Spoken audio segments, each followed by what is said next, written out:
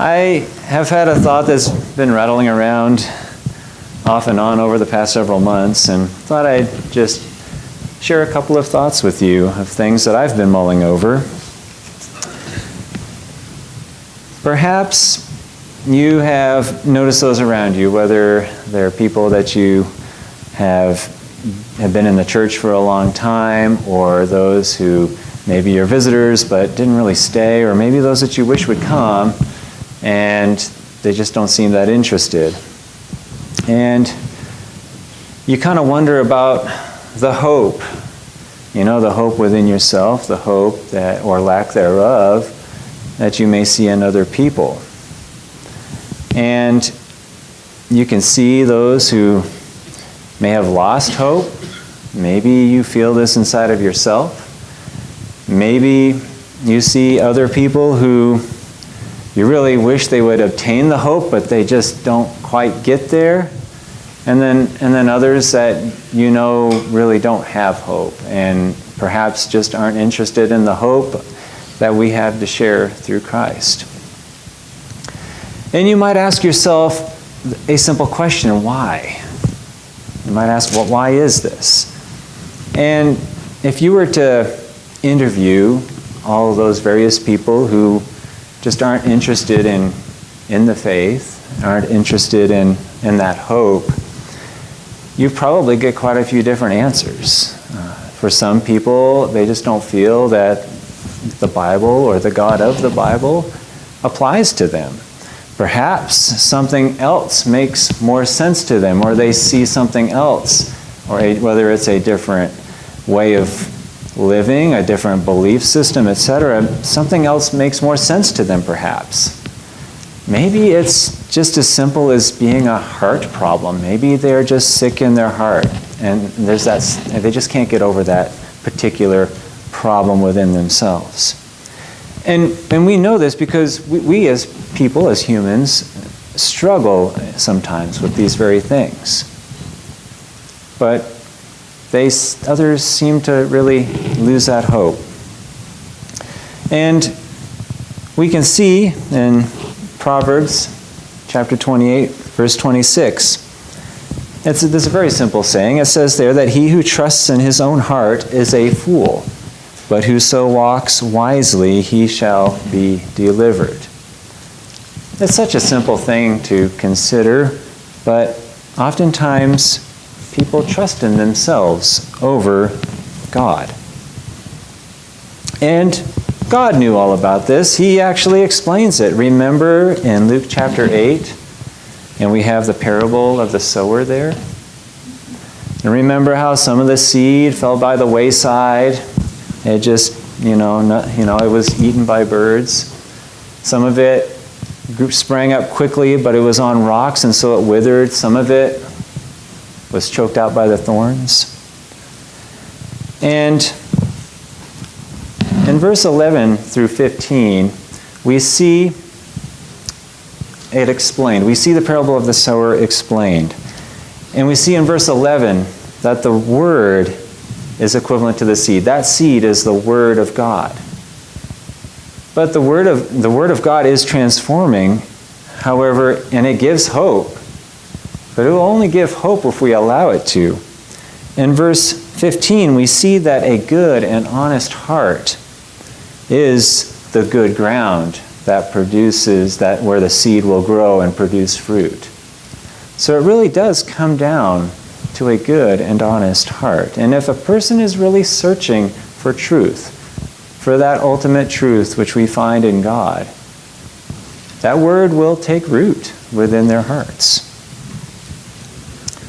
So God knows about this. He explains the why in Luke chapter 8. So we might ask ourselves some simple questions. And maybe we might be thinking about other people as well. Are we living faithfully? Are we living and preaching and teaching sound teachings, i.e. the whole counsel of God, not just what we like out of it? Are we being helpful to each other and to other people? Very simple things.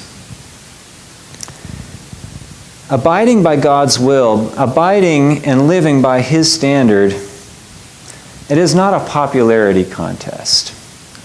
It may be very discouraging to some of us when we look around at those that we wish would be in the church, those that we wish would stay in the church, that would keep the hope alive, those that maybe we're talking with or that we are pretty sure just aren't interested, but we still try anyway. It can be very discouraging. And sometimes when we talk to them about their whys and what they think, it can be very convincing even. Some people have some pretty fancy arguments. But it's not a popularity contest. We do not need to succumb to the peer pressure that might dishearten us. Remember, Jesus, He was not only betrayed, He was rejected by many, He was even questioned by those who believed, by His own disciples. He didn't go running after them and trying to soften His message when they rejected Him, when they turned away and walked off. He would give them He gave them the plain and simple truth, and He did so with love and with sincerity. But His standard is one of obedience and faith. It was not based on popularity. I heard a story in the news recently. There is, I can't remember his name, but he's a fairly influential figure, and he's been, political figure that is, and he's been really striving for peace in the Middle East. And some of you might think, wow, that's never going to happen. And he was asked about that. He was asked, why do you even try? Some people are like, that there's no hope there. The hope is lost. Like, that's never going to, it's not even worth trying.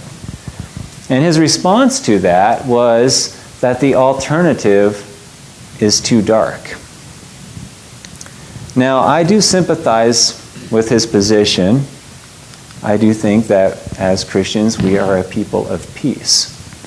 However, I think his response might have been out of fear. The alternative is too dark.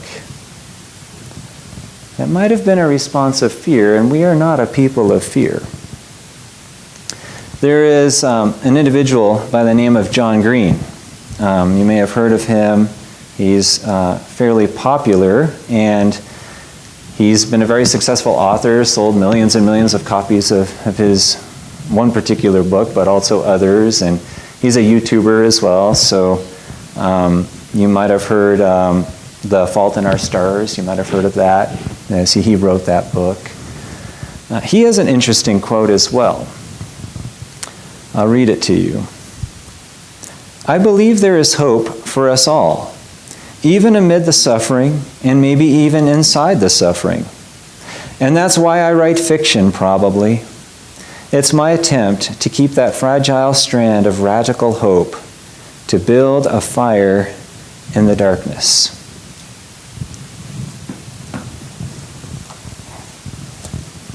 That's at face value seems like a really good quote to me.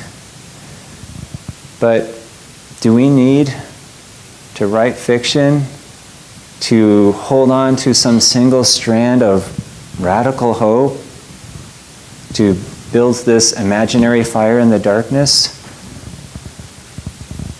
I assert, based on the Bible, that we have a reality, not a fiction. And it's more than just a single strand. And it indeed is a fire in the darkness, a fire that builds, and we become that light, the light of Christ Himself living in us through the Word. I'd like to read 1 Peter chapter 1, verses 6 through 9. And with that, I think we will conclude the Devo for tonight. 1 Peter chapter 1, verse 6. Wherein ye greatly rejoice, though now for a season, if need be, you are in heaviness through manifold temptations, that the trial of your faith, being much more precious than of gold that perishes, though it be tried with fire, might be found unto praise and honor and glory at the appearing of Jesus Christ, whom having not seen, you love, in whom, though now you see him not, yet believing, you rejoice with joy unspeakable and full of glory, receiving the end of your faith, even the salvation of your souls. We think about coming up with cures to diseases and new inventions to make life easier for ourselves. We have the cure to death here. Why would we not try to share that with others? As Christians, we must always have the hope of Christ living in us. And we may be tried, as it says here, by fire even. But we will not perish from that. We will become stronger. And there are many other passages that parallel that concept. It is not something that is imaginary. It is not something that's born out of fear. It is not something that is disheartening. It wouldn't matter if we were the only people left on earth. We still have God. We still have His love for us, and He is working within us. And that is indeed a hope. And remember, the word hope, when it is used throughout the Bible, is more than just a flittering, whisper of maybe something will happen. By definition, hope is a confidence. It is an expectation of something that is sure and certain. And so I may not be very dramatic in my presentation tonight, but this message is coming as a matter of fact, as a matter of certainty. Something that can actually deeply root within our hearts and produce fruit. And others will see that. It may be discouraging in some ways at times, especially with particular people that we hope for, that we wish would be more faithful. But God does live through us, and our light does shine, and we are that fire in the darkness.